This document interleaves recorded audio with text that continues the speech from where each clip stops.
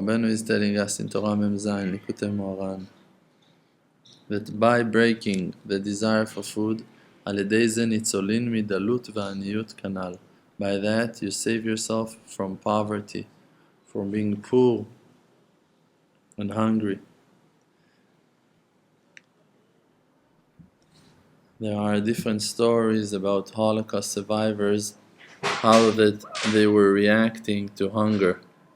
So some of the people were losing their minds, and some of the people just felt a certain kind of weakness because of that. The righteous people, when they're hungry, when they don't have food, so they feel weak. They're losing energy. And people that haven't broken the tavat achila, the desire for food, so while they're hungry, they're out of their minds. They're just losing their mind. When a person, he is wrapped after his lusts and his desires, so in that time, when he's being pushed to the wall, so then he's losing his mind. But when the person is clean and they're pushing him to the wall, he doesn't lose his da'at, he doesn't lose his wisdom because of the stress. He can suffer, but not the same. He will not going to lose his wisdom. Because en adam chote ela im nichnesa beruach shtut. A person will never going to sin unless some bad spirit came inside of him, spirit of nonsense, of acting silly. So a person that is sinning is actually a silly person. Something is wrong with him. He's doing nonsense. He's doing things that he will be punished on. He's doing things that he will be damaged by. So it's a silly thing to do.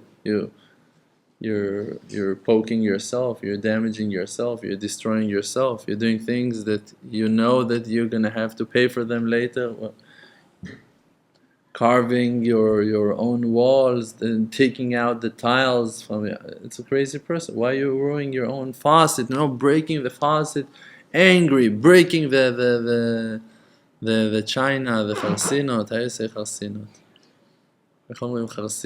The earthenware vessels. They're breaking the cups. You're angry, breaking plates, and you're gonna go and buy another cup. Why are you doing that? You're gonna have to clean that. You're gonna have to apologize on being so upset. You slapped your child. You screamed at your wife. You know you're gonna pay for that. You're gonna have to come and apologize. So because you're silly, because you're not thinking right, because you're making nonsense, you make a joke of yourself. So then you have to pay for that. But if you would hold yourself, control yourself, Moshel Berucho, have control, power of control on your own spirit.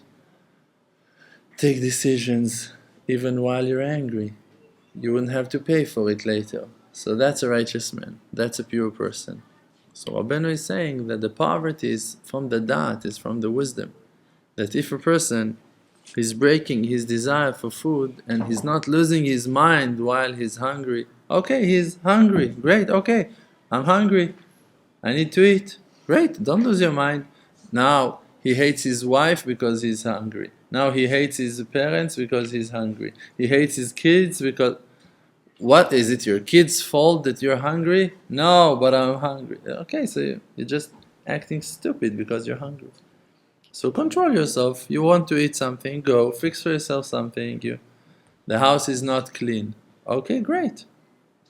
Clean the house. No, he's getting upset on his wife why she's not cleaning the house. The house is filthy. You want the house to be clean? Take the broom, go clean the house. Take the garbage to the trash, wash the dishes, no problem. You want the house to be clean? Clean the house. No, he's choosing that, to be angry, to be upset. He also wants the house to be clean, and also he doesn't want to be the one that will clean it. He's hungry and he wants to eat, but he doesn't want to be the one that will cook it. He wants everything, he wants to be honored, but he is not planning to be an honorable person that really respect will chase him and people will love to respect him. He wants to act silly. He wants to go without a shirt. He wants to curse whenever he wants. He wants to disgrace himself whenever he feels like. And he wants to be angry on people why they're not respecting him. If you would be a respectful person, you would be respected. People would honor you.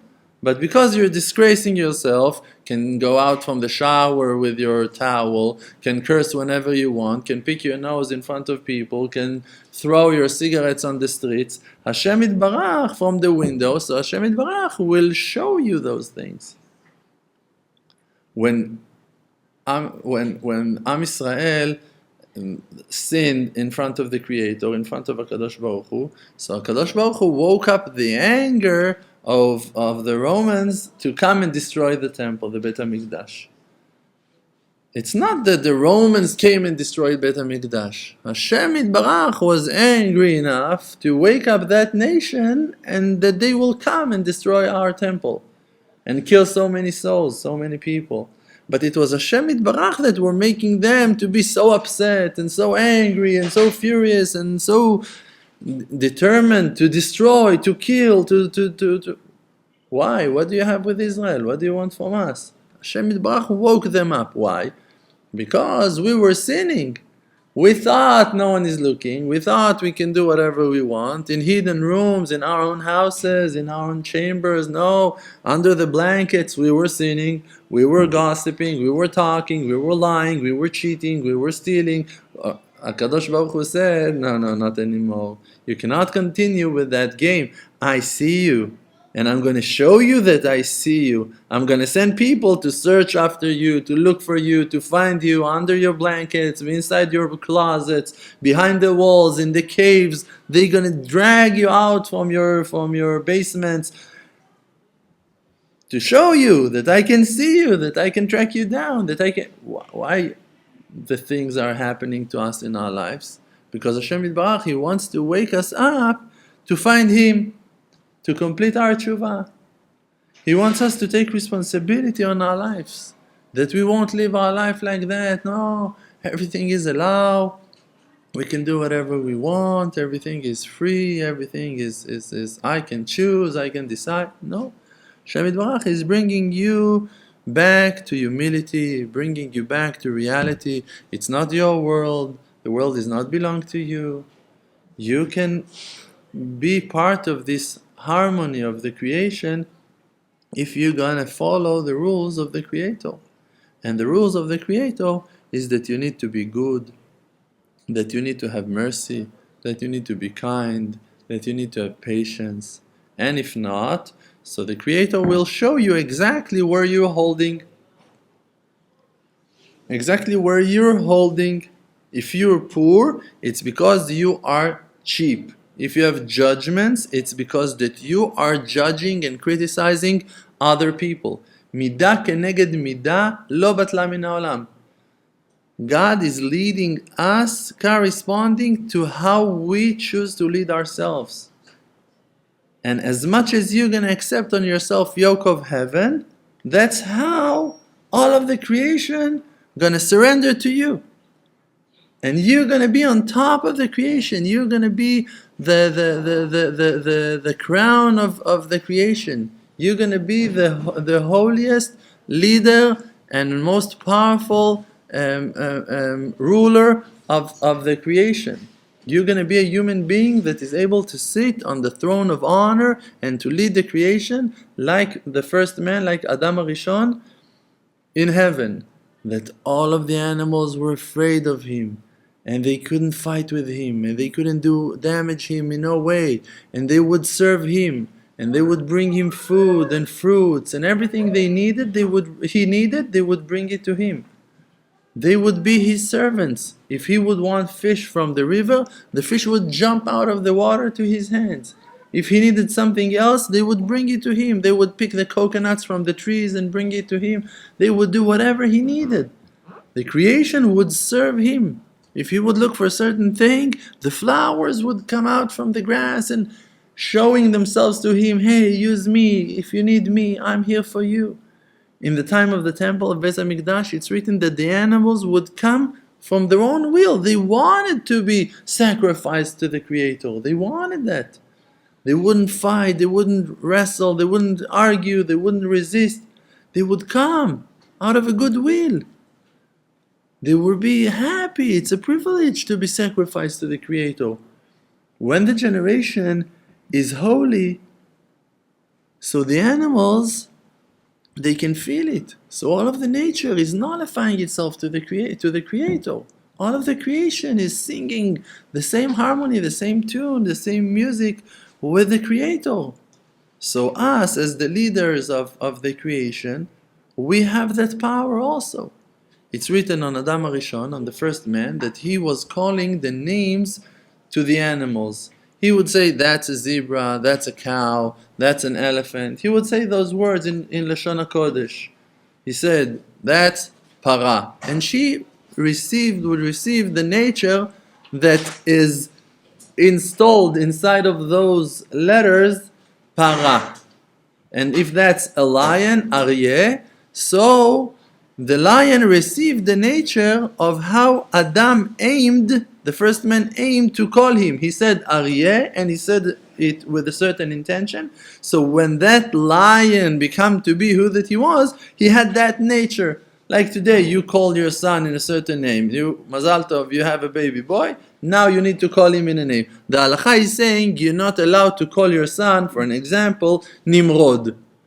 Nimrod, he was a person that he was a king that was rebelling, fighting against Hashem. He was denying the existence of Hashem. He was fighting against Hashem. So now we have that rule, that halakha. We're not allowed to call our children, never ever again, Nimrod, after that evil person. You cannot call your son Hitler.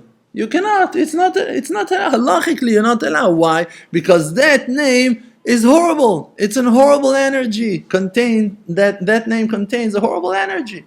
Even if you want to your son to be a very good Hitler, it cannot be. There is no good Hitler. There is no good Aman HaRasha. There is no, that's it. No good Nebuchadnezzar. There is no good Titus. No way. Sorry. It will never gonna happen. You cannot call your son like that and to hope that a righteous man gonna grow from him. So how you gonna call your child when you want him to be holy and pure? You're gonna call him Avraham.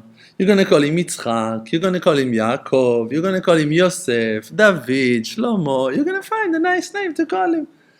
That's how you're gonna call. Why? Because you want to call him after a certain righteous man that his name already been purified and become holy.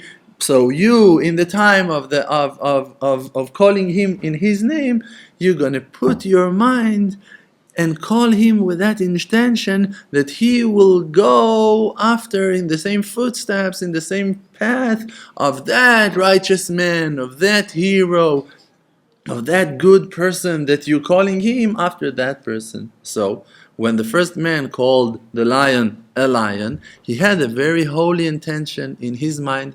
This is why in heaven, in that holy garden, in the days of the creation, the animals had peace between each other, and they loved each other, and they were helping each other, because the intention of Adam HaRishon, while calling them in their names, was very pure and holy. He didn't have no angers, no hatred, no lies, no bad attributes inside of him, no bad manners and frustrations and energy, that when he will call someone in his name, he will put those bad intentions into his name.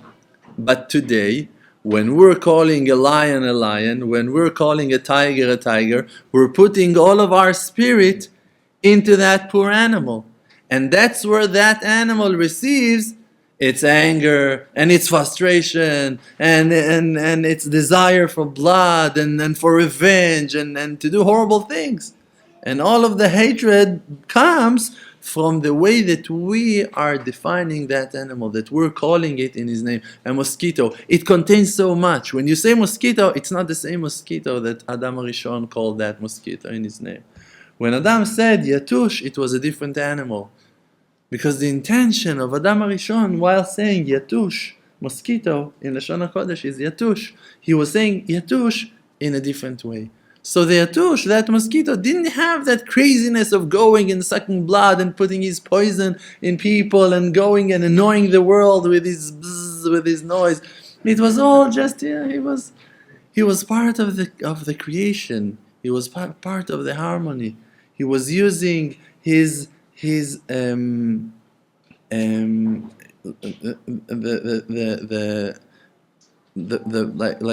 poison that he had, that the mosquito got inside of him.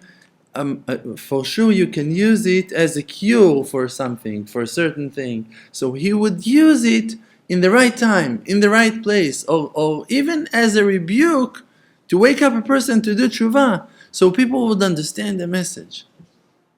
The Creator, he still knows how to use those things in harmony.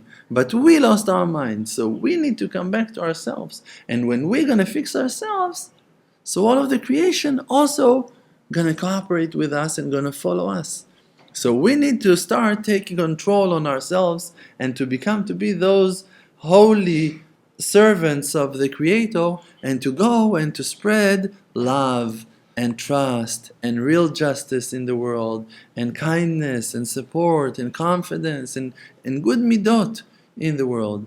And when we're going to do that, we're going to influence the world in a positive way, that all of the nature going to come back to itself. So where is it starting? It's starting in your own house. It's starting in your life, in your apartment, in your living room, before lunch, after lunch, in your life situations. That's where it starts. That you're going to remember that you are here to do things for the Creator. So now if there's no food, how that you're going to react going to change the world in a certain way. So now it's your responsibility to deal with this situation, that there is no hot meal when you came back after a long day of labor and working and whatever. You assume that you're now supposed to eat. Great. You now need to think, to take responsibility and to think how I can affect this situation in a way that's going to heal this situation, that's going to help that situation to be solved.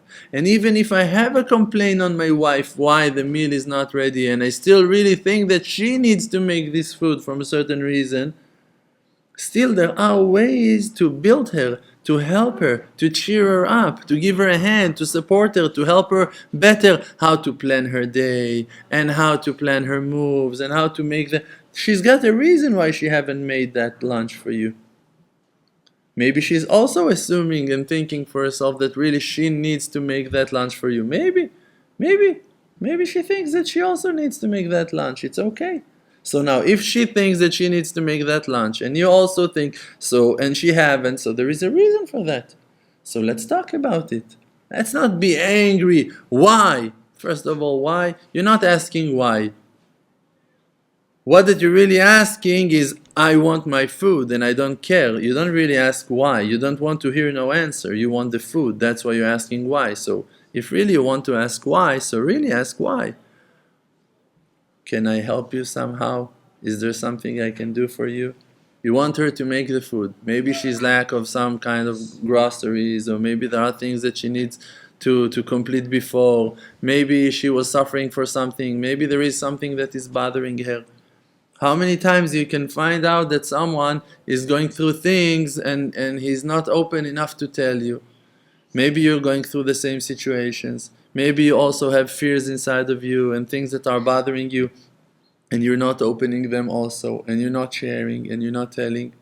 So maybe if you're going to start open yourself up and talking and being friendly and share and talk and tell who that you are, you will open by that the door and the opportunity for your partner also to tell you and also to share.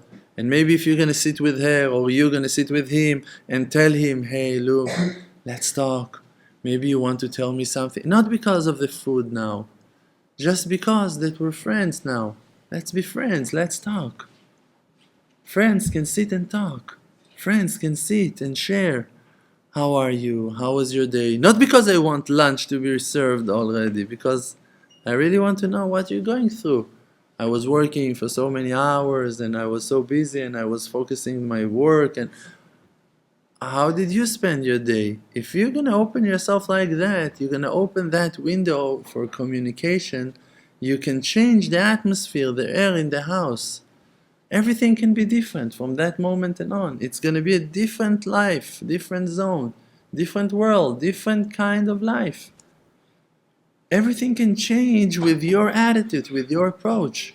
And if you're not going to change your approach, your attitude, you will always going to meet the same situations, patterns that are coming and attacking you in your life again and again. They are attacking you because that you are you. I have friends and I have students that are telling me, what? My wife took it as a mission to destroy me? I'm telling him, look, you want me to rebuke you? You want me to explain to you why she's so right destroying you? There is a reason for that. You're a jerk. You're not sensitive, you're selfish, you're always sad, you're always angry, you're frustrated, you're criticizing her all of the time, you have complaints on everything.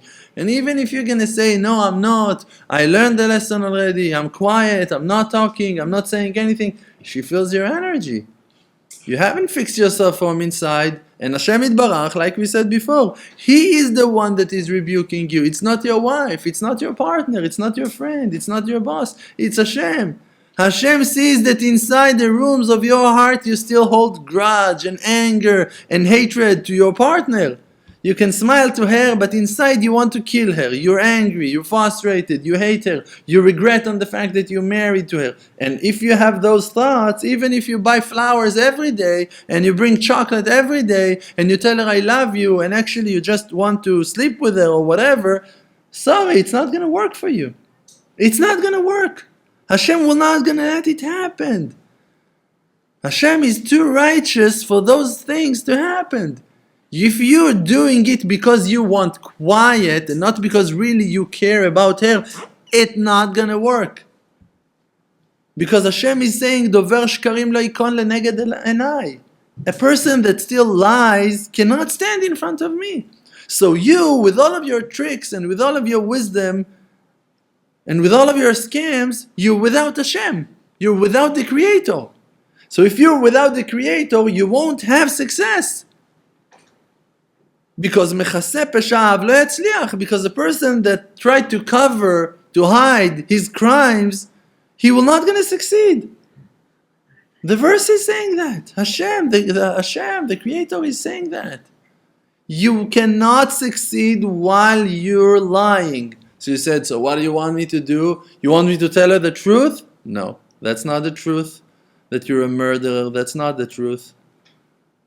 That's your Yetzer Hara, that's your bad thoughts, that's your negativity. Those are your midot, your attributes that you need to work on, to break them to pieces. That's the lie. That you're being judgmental, that you're criticizing her, that you hate her because she is not your slave. That she's not working for you, that she's not running fast enough for you, that she's not serving you, that she's not doing for you. So now you hate her.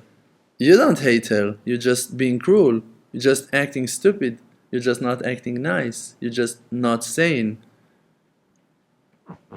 You're just not connecting yourself to your soul, to be that generous person, sensitive person that cares about her. You're just being angry because there's no food on your plate, because your laundry is not ironed and folded in the closet like you want it to be, because you think you deserve to be treated as a king or whatever, but you behave as a slave. You always want to eat, you always want to rest, you always want to have your lusts and desires available for you. So you're not acting like a king, so why you want to be honored like one? You're not controlling yourself. Can you see, can imagine yourself, the king, he's eating a cheeseburger in McDonald's? No, he will never gonna eat cheeseburger in McDonald's. The king, you're never gonna catch him eating cheeseburger, French fries with ketchup all over his shirt in McDonald's. Why? But you can find yourself like that, eating your sausage, what? The hot dog in the middle of the amusement park. No, you're not gonna see that. You're not going to see an honorable businessman, a rich man, an honorable person, a king, a ruler, a governor, a prince. You're not going to see him like that. You're not going to see that. Why? Because he's honorable. So his followers, his students, his people are respecting him because he controls himself. You think he doesn't want to eat his food? He doesn't want to eat. He's hungry also. But when he's hungry, he's going to a nice place, to a clean place, and he's feeding himself. He's controlling himself. He's not being fed by, oh, no, I have to, we need to. He's not working out of stress. No, food, oh, chicken, yes, wings, I want, no, no, relax. I'm hungry. He's saying to his driver, I think it's about time for me to eat. And they're going to a nice diner, and he's sitting and eating his lunch quietly, nicely, cleaning his mouth. He's got a job to do. He's got a purpose to his life. Food is not the purpose for his life. But we're losing our mind every minute. Oh, women, cars, money, houses, career, success, the beach, vacation. And you lose your mind. If you lost your mind, people will not respect you. You will never gonna be honored. And your wife, that she knows exactly who you are, with which kind of animal she's spending her life, how you want her to respect you. If you're not respecting yourself, how the hell you want your wife to respect you? How do you want your wife to respect you? If you're not respecting yourself, if you can take out filthy words out of your mouth, if you can say bad things on people that did only good things for you, if you can be a liar, if you can lie to yourself, if you're lazy, if you're so spoiled and you're not nice and you're being grumpy and negative, how do you want your wife to love you? Why you want her to respect you? How can you expect your children to love you and to honor you? And now you're going to be upset why my children are not respecting me like I was respecting my father. Because your father, he was an honorable person and you are a disgrace. That's the only reason. The only reason that they are not respecting you like you were respecting your father is that your father was more honorable than you. That's the only reason. It's a chain. And they're the next link. And they're connected to you and not to their grandfather. This is why they're not following you, because you're not leading them nowhere. You're not going nowhere. You're just sitting on the couch, watching TV, news, another series. Oh, your kids cannot respect that. There's nothing to respect in that. And not only physically, the first circle, people that are around us can see that and we're exposed and Hashem is showing. Also in the world, in the creation, you see the nations are fighting. You see poverty in the world. You see horrible things happen, diseases, plagues. Okay, you need to learn from all of that on yourself.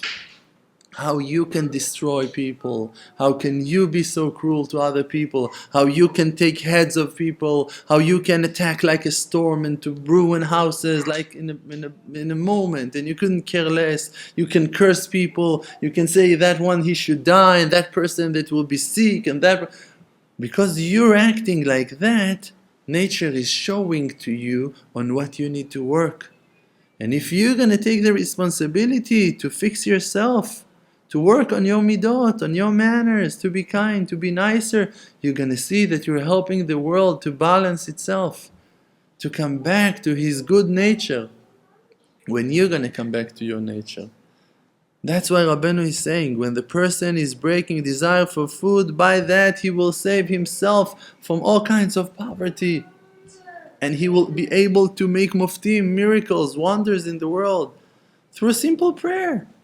You will stand in front of the Creator and you're going to say, please Hashem Yitbarach, my friend, he doesn't have children, please give him children, please give him children, please give him children. You're going to say those few simple words, and that person suddenly after 2-3 months he will tell you, hey, we have amazing news, you don't know, Hashem helped us, it's a miracle. And why is it happening? Because you've shown to Hashem Yitbarach that you're breaking your nature, so HaKadosh Baruch Hu going to break the nature for you and going to make wonders for you, going to make miracles for you. Because HaKadosh Baruch Hu, the Creator, He is leading the world midah keneged midah, corresponding to how that you behave. You want miracles to happen to you, you need to make miracles to others. You need to make wonders to others. You need to help others. You want amazing things to happen to you. You want to buy a house. Great. Now, you're not ready to do anything for no one else. Why won't you go and pay the rent for one person this month and go and help those couple to buy food for Shabbos this month? Why won't you pray for that person that he's about to be kicked out from his house and go and help him? And then the Creator will see, oh, I saw that when he needed help, you were there for him, and when she needed help, you were there for her, and now when you need help, I'll be there for you. That's how the Creator leads His world, corresponding to your actions. And if you have complaints, you can have complaints only on yourself. If you're looking for someone to blame, you can blame only yourself. Who are you going to blame? The Creator. The Creator, He must lead you according to how you behave. Because if He will just going to give you free gifts on free gifts and you don't have the vessel to contain, you're just going to spoil it all. He will give you money and you're going to destroy it. He will give you bounty and you're going to destroy it. He will give you wisdom and you're going to use it for bad things. No matter what He's going to give you, He's going to give you the best wife, you're going to disgrace her. He's going to give you money, you're going to waste it. He's going to give you a house, you're going to ruin and destroy it. You're going to... Everything, every pure thing that He will give you, you're going to use it against the Creator. You're going to use it against the creation. So first of all, the Creator, He, for you, wants to educate you, to make you purer, to make you nicer, to build your vessels.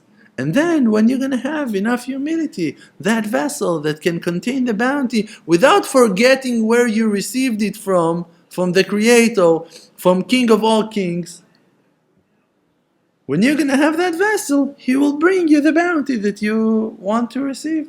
But before you're humble enough to contain it, it's just going to disgrace you. Hey, I'm thirsty. Okay, where's your cup? I don't have cup. Okay, so what do you want us to do? To pour the water on you? To wash you with the water? To water you? I need money. Okay, where's your bank account? I don't know. I don't have one. Do you need one? What do you want? Coins? What do you want us to get? Where you want the money to be deposited? You need a bank account. I don't have, I'm sorry. Okay, so go open one. You need to have a vessel. I want food. Okay, what do you want to eat? Meat. Okay. You have a stove, you have plates, you have knife, you have fork, you have spices, salt, you're about to cook. What are you going to do? I want a steak. Okay, here, take a steak. Okay. What are you going to do with that? You need something to do with it. You need tools. You need vessels. If you don't have vessels, okay, you're going to find yourself standing with a piece of raw meat in the middle of the street. Okay, you got your steak. Now what are you going to do with that? Stuck, filthy hands, can't eat it, filthy in your hands. That's not what you want. So Hashem Yitbarach, you said, I want a steak. Great, no problem. Now we need to work on, you know how many things? You need to have a house, you need to have a stove, you need to pay your bills, you need to have plates, you need to have forks and knives, you need to have the knowledge on how to cook that steak, how to roast it, how to cook it, you need to have spices, so you need salt, you need pepper, you need things. All of those things takes time.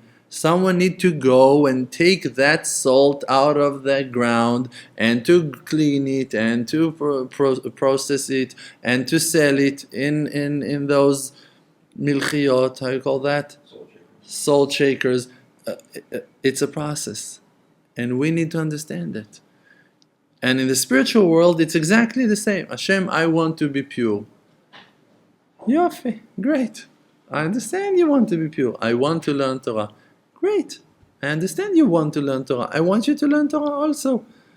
But for that, you need a house. For that, you need a family. For that, you need to work on your humility. You need to be humble. You need to be nice. You need to be positive. You need to smile to people. The way of the land, the manners, derech eretz, kadma la Torah, is before the Torah. If you're just going to know the Torah and you don't know how to behave, it's better for you not to know the Torah. You're gonna damage and hurt the souls and the emotions of so many people with your knowledge that it's better for you not to know the Torah. But we cannot accept it, and it's hard for us, so this is why we're suffering. It's better for us to choose that, to work on ourselves and to become better people, and to try to work on our manners and our behavior. And if we want to achieve something, so go invest hours of learning and charity and help other people with the same problem. You want children? Go. Make sure that other people will have children. You want to find your shidduch? Go. Make shidduchim between others. Help those people with shalom bayit. You want to buy a house? Go. Give charity for people housings. Do things in that thing and pray to Hashem. And do it with a good eye. Do it with a good eye. Change your luck. Believe that you can change the world from your position, from your point. Believe that the Creator can use you to make wonders. You don't need to be a genius. You don't need to be righteous. You don't need to be a millionaire. You don't need to own property. You don't need anything. You just need Hashem to be with you. And with who Hashem is? With the humble ones, with the truthful ones, with the righteous, the good, positive ones, with the nice ones. Be that person, and God will be there with you. And when God is with you, you don't need money, you don't need health, you don't need support, you don't need anything. You have Hashem. In the name of Hashem, B'Shem Hashem ki amilam, I'm going to circumcise them all, I'm going to convert them all. This is what I'm doing. I'm converting you all. Yes, I decided to convert you all. Yes, to bring us all to Judaism, to the truth, to the will of Hashem. That everyone gonna know Him. But what can I do? Can I learn? How much can I learn? How much can I learn that's gonna be enough to teach everyone? It's not depends on how much I'm gonna learn. It depends on how much I'm gonna have a holy desire that you're gonna learn. That's how much Hashem going to help me to teach. If I want you to learn, Hashem going to help me to teach. If I'm going to learn, not necessarily what the result will be that I'm going to go and teach you. If I'm going to sit and learn, probably I'm just going to sit and learn more. But if I will want you to learn, so next thing I'm going to do is that I'm going to teach you. So if I want you to succeed, so Hashem going to help me to see you succeeding, to see you growing, to see you having everything you need. Why? Because I want it to happen to you. And I don't care about myself. I just want you to have it. I want you to have it. I want you to have it. I want you to have it. I want you to have it. I want you to have it. So this is why Hashem going to help me, because I want it for you. I want it for Him. And I'm nullifying myself, so I'm bringing that light to you. I'm not stopping it in my own vessels. I'm just nullifying myself to Hashem, and Hashem is revealing Himself through me. And that's how we're going to make a huge change in the world that we already started. People that cannot see the change that we already brought down to the world, that Hashem Yitbarach with His loving kindness revealed and using us. We're saving lives on a daily basis. Every day we're receiving emails, you saved my life, thank you for that teaching, thank you for that class, I needed to hear that class, it changed my life, for years I was hoping to hear that answer, and all of those ones, every day. And where we started 7 years ago, teaching one person, and then 2 people, and then 3 people, and after we were 7 people, we started videoing those classes, and we had 20 views on every video, and we were so excited, and then we had 30 views, and when we reached 70 views on every video, we felt like we conquered the world already. It's like it's behind us already. And today we have more than 40,000 people. We checked the numbers last week. More than 40,000 people following the classes. And it's still just the beginning. And it's still just the beginning. And we're reaching out to thousands of people every day, and more people are subscribing and being friends with us on Facebook and all kinds of social media. And it's growing wide and wild, and that's it. It's like fire in field of thorns. It's like it's spreading. It's spreading. And why? Because we're doing it really for the people, for you. I'm a crazy person. I never saw, I never met, I never heard about that woman in Hungary, in Denmark, in Sweden, and my heart is going out to help her. So Hashem Yitbarach, He helps me to reach out to her.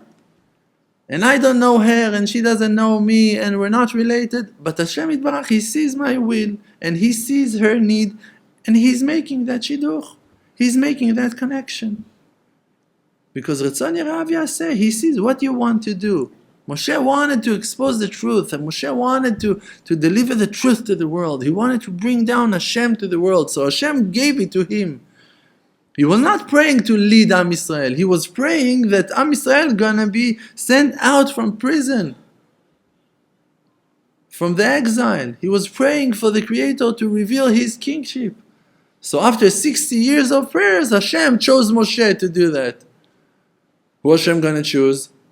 You. Why did He gonna choose you? If Moshe was praying for 60 years for the salvation, so why did Hashem gonna choose you to save Am Yisrael? Hashem gonna choose Moshe. Why? Because he was building the vessels for the salvation. Because he was investing all of those hours of tears, of prayers, of truth, sacrificing himself every day when he was not obligated to that at all. When Hashem Yitbarach chose a nation, so He chose it from the seed of Avraham Avinu, of Yitzchak, of Yaakov. Why? Because those people, out of nowhere, being just regular, common people in the world, not Jewish, not anything, chose themselves to go and to talk about the Creator and to reveal the Creator to the people and told them, hey, you need to believe there is a Creator, and they volunteered. That was their kindness. So Hashem saw their kindness and He chose them. He said, okay, so I'm going to be there with you. And He chose them and their children and their family and to be a nation, to be the chosen nation. And Hashem gave them the Torah because they were preparing the vessels for the salvation, for the Geulah, for the Torah to be revealed in the world. So if you want the redemption, the Geulah for the world to come today, you need to be that one that is running and spreading the world and talking out people and convincing people and waking up souls. And then the Geulah, the salvation, the redemption will come through your hands. Not because you think you're important, that you're holy enough, that you're pure enough, like a lot of leaders, a lot of teachers, a lot of rabbis that are assuming that, yeah, I'm wise enough to bring the... You're not wise enough. Your wife, she hates you. Ask your wife if you're wise enough. Or that she's going to be afraid to answer. And she said, yes, for sure. You are, master. You are. Don't hit me with a shoe again, please. Or that she will say the truth. No, you're pathetic. You're lousy. You're a lousy husband. If your wife is going to say on you, you're a lousy husband, there's no way that the Geulah is going to come through your hands. If your children are not respecting you, are not honoring you, respecting you, admiring you, how the Geulah can come through you? How the salvation can come through you? Only when you're going to be an honorable person, a generous person, a kind person, a decent person, a smiling, positive person that cares about others, that prays for others, that loves others, only then the redemption can come through you. Only then. So if we want to have a share in the Geulah, in the salvation of Am Yisrael, of the wide world, so we need to build ourselves for that. We need to prepare ourselves for that. We need to work on ourselves for that. That we will have that Mary to be redeemed. Yofi. We made it. Thank you. Chazak u'baruch.